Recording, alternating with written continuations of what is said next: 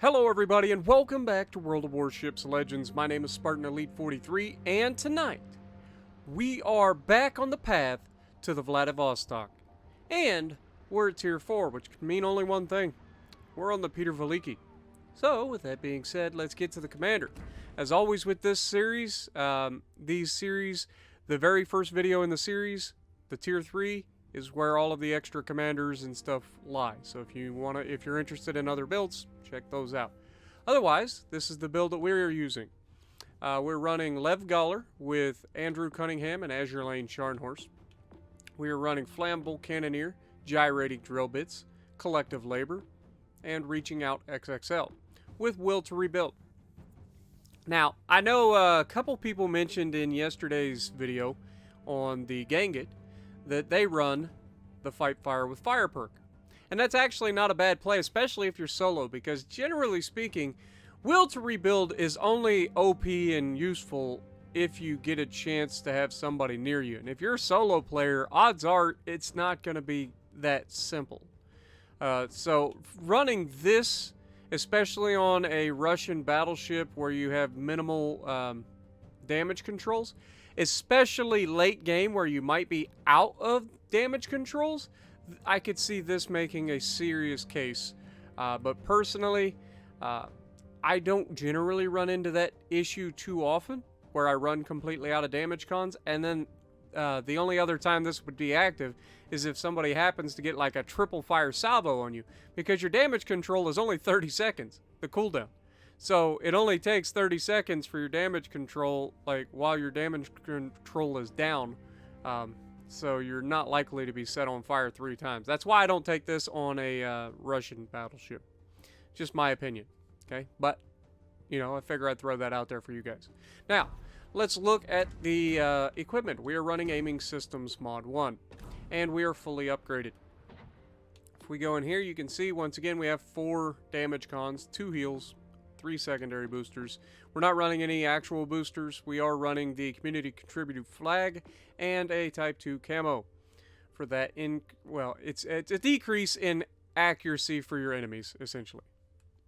Okay, survivability is 51,100 hit points with 11% torpedo reduction. So again, not good torpedo damage reduction, especially when you consider dreadnought. Most dreadnoughts actually have decent damage reduction when it comes to torpedoes. Even the Americans, I think, had 20+% torpedo protection for the dreadnoughts. And then when you get to the Iowa, it's only 25%. Artillery.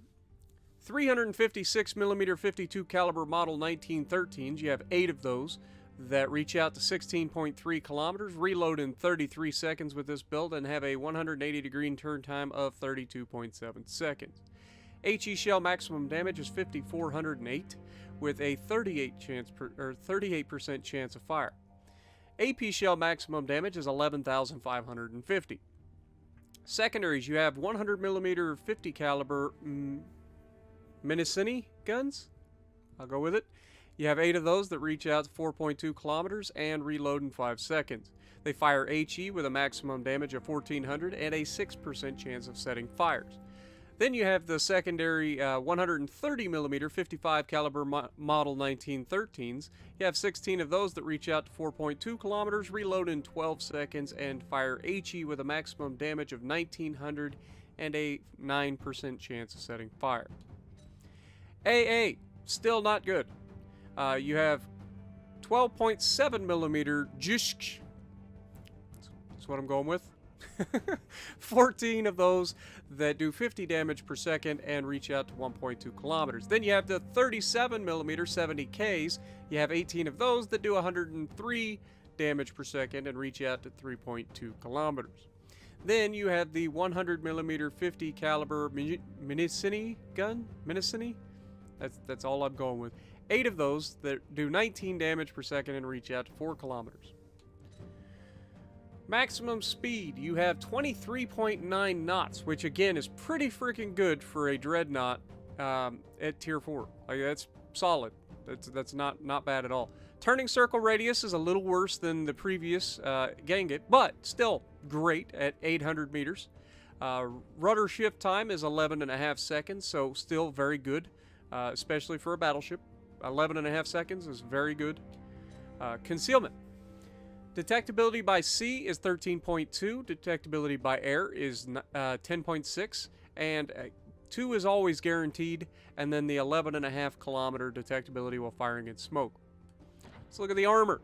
Once again, it's got fantastic armor. This is exactly what I was talking about in yesterday's video. These things are armored all over the place. And so angling, even bow tanking, you're fine. But angling, especially when you know what you're doing, they just bounce and shatter everything. Like, it isn't even close. But let's take a look at it. We've got 75mm belt armor that goes all the way to the bow. And then if we get rid of... Whoop, where is it? Or no, I lied. It's 75mm at the top of the bow, and it's 180mm on the bow. So, yeah, it's formidable. Nothing's getting through the bow. Get rid of all the other stuff, and we'll take a look at the Citadel. Once again, the Citadel is a raised Citadel that extends from the front gun to the rear gun, and is significantly higher. Like, goes all the way up to the casemates. That's how high the Citadel is raised out of the water. When you consider that this is a battleship, there's quite a bit of Citadel sticking out above the water.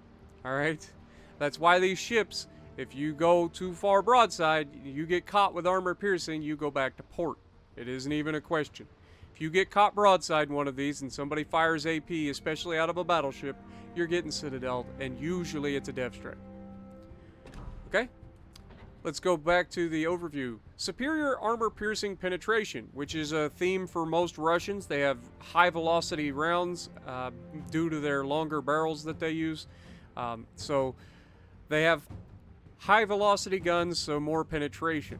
Ironclad, above average armor thickness, greater resistance to all forms of armor penetration. We already went over that. On-demand repairs is the Russian battleship damage control party. Pyotr Velikiy, one of the variants of the armored cruiser for the Baltic Sea project, armed with 356mm guns, Project 707. She was notable for her high speed and her main battery turrets, 2 facing forward and 2 aft, that were positioned along her center line, with 1 turret at each end in super firing position. And this is where you get into a more conventional battleship layout, the standard sort of battleship layout, where you have 2 super firing turrets at either end of the ship. That's generally most battleships. Well, up until the modern battleships, in which case they dropped the C turret and just kept A, B, D, essentially. Anyway, with that being said, she was designed in 1911 and she was never built. So, let's take a look. Once again, it's a battleship, and I generally like most battleships. It's pretty solid, and anytime you get this many casemates, I'm a fan. So, yeah, not a bad-looking ship. Again, pretty minimalist, other than the fact that you are starting to see a lot more superstructure compared to the previous year, or the previous tier, I should say. But once again, not a bad looking ship. It's just there's not a whole lot of design going in there for looks, you know what I'm saying? For some of the later battleships in the game, not necessarily for the Russians, but for all the other nations, you can see where the ships are just really good looking ships. Whereas for the Russians, they are all about practicality. They weren't built for speed, even though for some reason they claim that they're going to have amazing speed in this game. So that's one thing that I've been interested in, but, you know, is what it is. Anyway, with that being said, before I ramble on and make this intro into a 30-minute intro, let's get to gameplay. Alrighty, so we're going to be on Trident, and we are in the Pyotr Velikiy, or Velikiy. I don't know how you pronounce it. I've always called it the Pyotr Velikiy, so hopefully that's close enough. Now, I'm not gonna lie. Tonight, trying to get this video, it's taken me like 4 matches to get to this. The previous 3 were just absolutely ridiculously annoying. The very first match, I got okay, 5 matches. It was 5 matches. Very first match, I got rushed by a destroyer. Nothing I could do about it. You try to dodge, but I mean, you take 3 torpedoes at this low a tier, you're dead. And yeah, so unfortunate. The second match was a win, but we took and hit. What'd we get? We took torpedoes from a sneaky Furitaka. Not gonna lie, he got torpedoes out at an angle that I wasn't aware the Japanese cruisers could do. It caught me off guard with the first set of torpedoes. However, I killed him, managed to kill a couple more people, and try to defend the base. I had a cruiser next to me that could have given me will to rebuild, but instead sailed off ahead.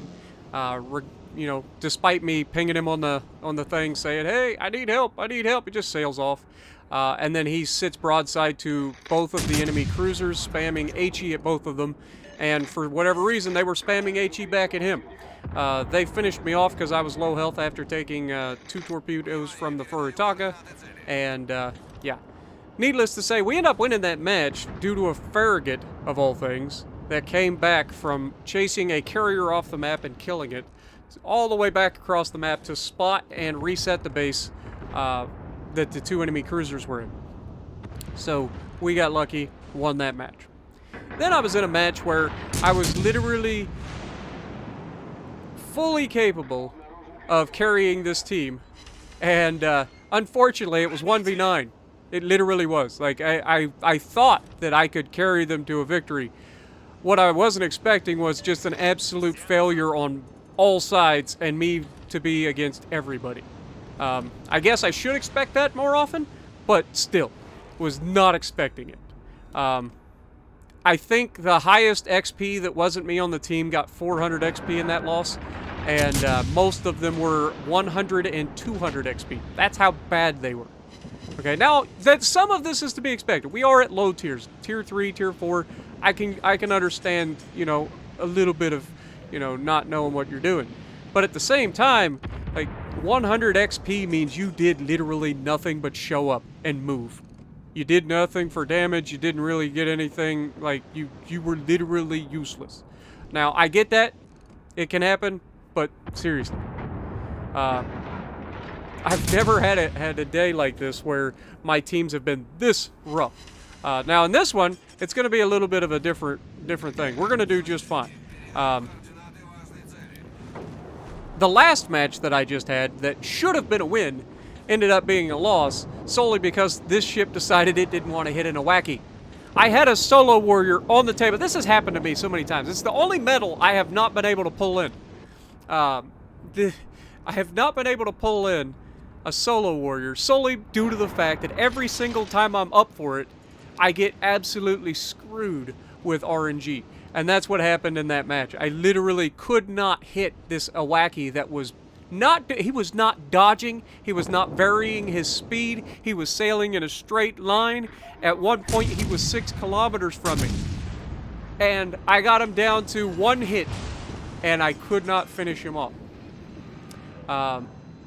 Killed a Matsuki that charged me. I killed the, I don't understand it. It's literally me versus the world in these matches. And normally I have no problem with that.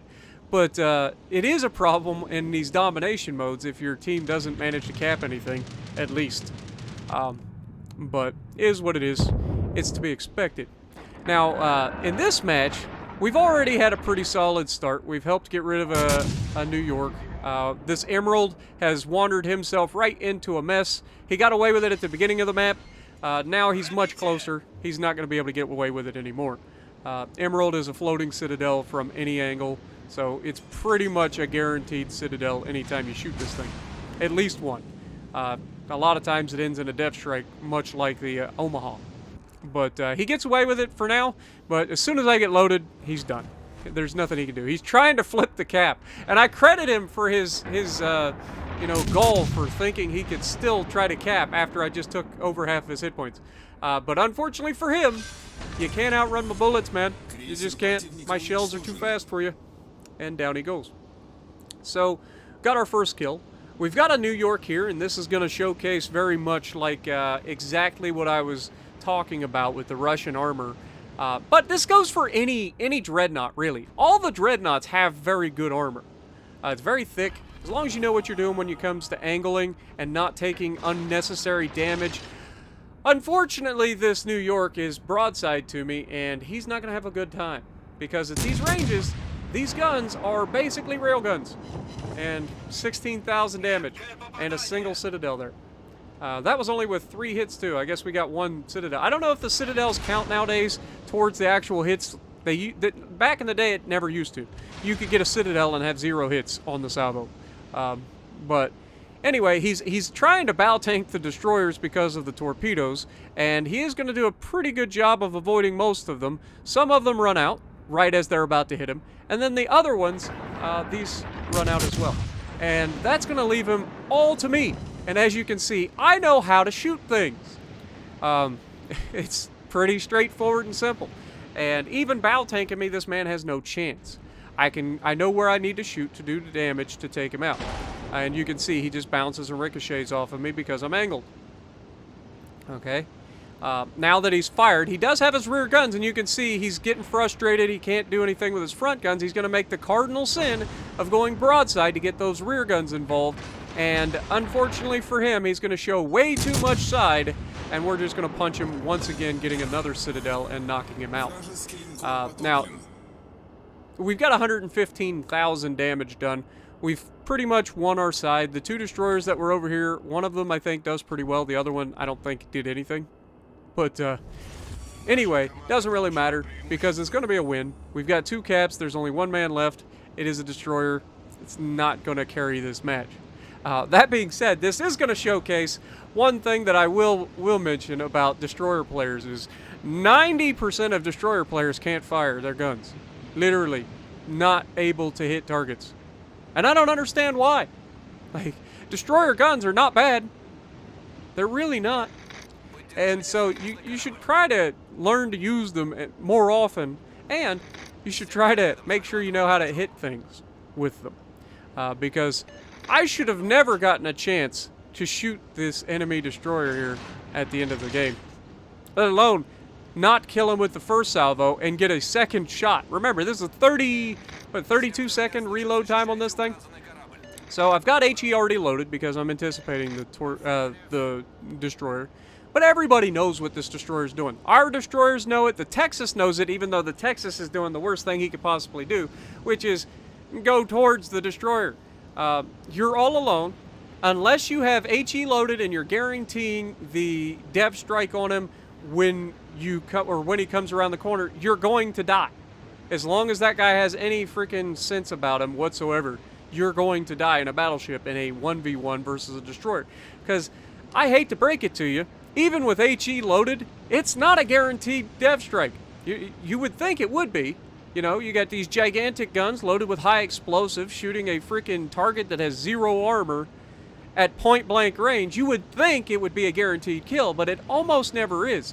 You usually hit them for a lot of damage and then leave them alive. And then they dump all their torpedoes into you. But unfortunately for this Texas, he's about to eat every one of these torpedoes from point blank. The Minikaze knew exactly where he was, got into position, and just absolutely wrecked him, and down goes the Texas, giving the Minikaze a depth strike. Now, we have 2 destroyers versus this 1 destroyer.